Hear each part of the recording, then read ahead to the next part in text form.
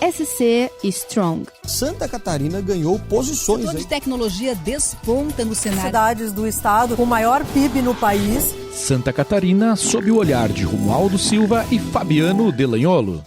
Eu lembro que bem no início da discussão, né, Danilo, a gente tinha essa visão da agregação de valor à economia, né?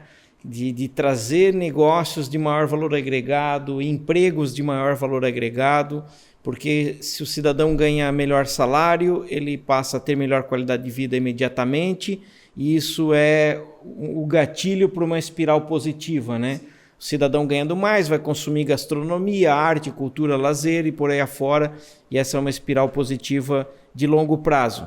E é curioso que há uns 10 dias o IBGE divulgou o último dado aí do PIB per capita das cidades, e está muito nítido de ver que Joinville, não sei se vocês chegaram a ver esses dados aí, o post lá, né? Joinville vem crescendo em maior proporção do que as demais cidades, né? Então, historicamente, Joinville já é acima da média de Santa Catarina e da média nacional em termos de PIB per capita, mas nos últimos anos vem crescendo ainda mais, fazendo quase que um descolamento, que na prática é já fruto, lógico, que não só de uma ação, né? É uma série de fatores, mas que mostra também já algum resultado, né? Como é que é a visão de vocês nesse aspecto aí? Eu acho que tudo soma, né, Fabiano? Tudo soma, e penso que a gente vive um momento bastante positivo também, porque há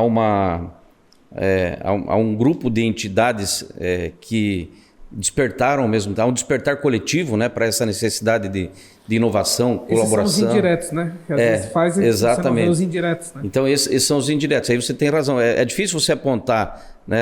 Essa é a causa, essa é a causa, essa é a causa.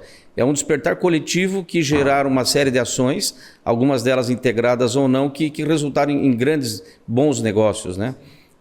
Especificamente dos negócios gerados a partir das nossas ações, eu acho que a esmagadora maioria são negócios digitais, né? A gente fala com algumas exceções de logística, né? Talvez de saúde, mas uma esmagadora maioria dos negócios são negócios digitais. E aí, já é característica desse negócio uma remuneração mais alta, né? Porque a gente já fala de técnicos, especialistas, desenvolvedores, designers, gerentes de projetos, ou seja, com uma remuneração que na média da massa trabalhadora ela já é um pouco mais elevada. E nesses tempos atuais de uma escassez altíssima de mão de obra e tecnologia, os salários ficaram ainda mais majorados, né? Então, é claro que os negócios se desenvolveram de maneira exponencial também, muitos deles, né, principalmente relacionados à logística, e-commerce, enfim, negócios digitais como um todo. Penso que é um crescimento coletivo do faturamento desses negócios, inclusive. Mas, de novo, né, eu acho que é um despertar coletivo de uma série de iniciativas. Hoje a gente vê grandes corporações que até um tempo atrás talvez a gente não visse discutindo o sentado com um guri da UFSC, né, num restaurante comendo sushi, né, discutindo, né, ou uma contratação super qualificada ou um insight para gerar um pitch futuro para a contratação de uma startup ou até de uma aquisição de uma startup. Então, esse despertar coletivo eu vejo que é uma das grandes razões aí dessa evolução como um todo. Mas assim, uma coisa que é importante considerar na fala do Fabiano é que a gente sempre teve como indicador a geração de ISS, né? E a renda per capita. Porque a gente entendia que o setor de serviços é saudável para o município porque arrecada impostos que ficam aqui e a gente tem capacidade enquanto cidade de resolver melhor os gaps de infraestrutura e afins. Então, assim, o fato desses dois indicadores apresentarem bons números significa que, no mínimo, nós não atrapalhamos.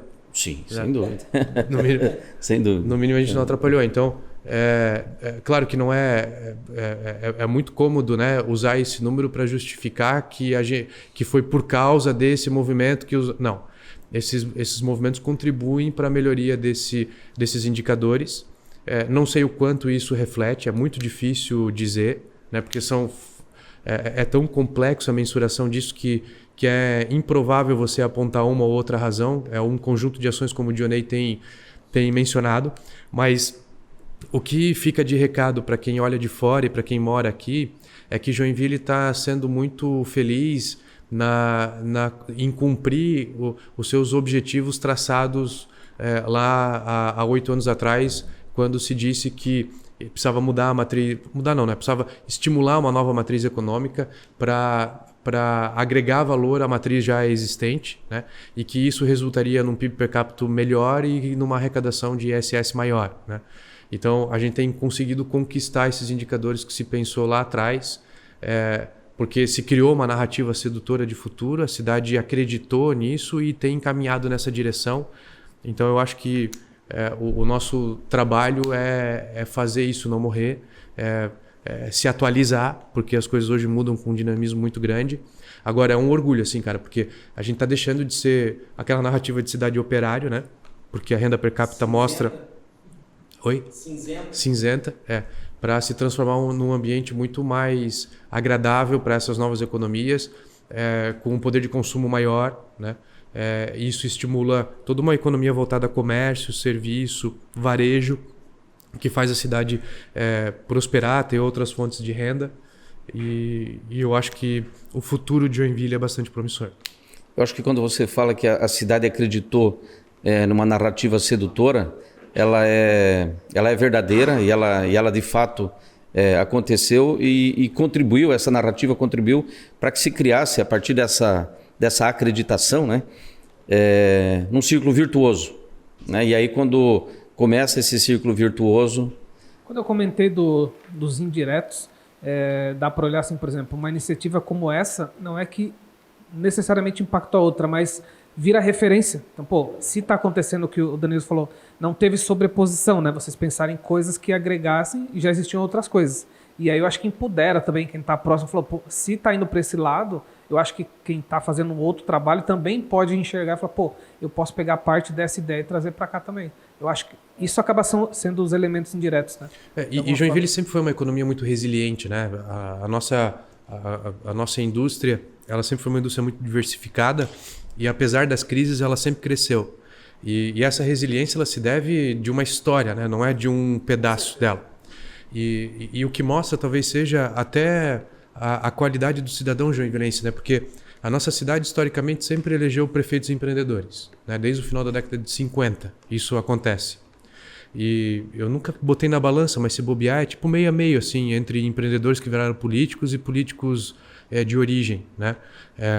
Tamanho o gosto do cidadão joinvilense por esse perfil. Tanto é que a gente, em 2012, elegeu um prefeito empreendedor de uma biografia ética de primeiro mandato, que fez 8 anos e que passa o bastão para um prefeito e empreendedor de biografia ética de primeiro mandato, né? Então, a narrativa da cidade é uma narrativa muito bonita, né? E que aposta no empreendedorismo como cultura mesmo, né? A base. Então, pensar politicamente em Joinville também é ato de empreendedorismo, ou seja, a cidade ela valoriza esse tipo de pensamento, que acaba refletindo nesses indicadores que o Fabiano mencionou.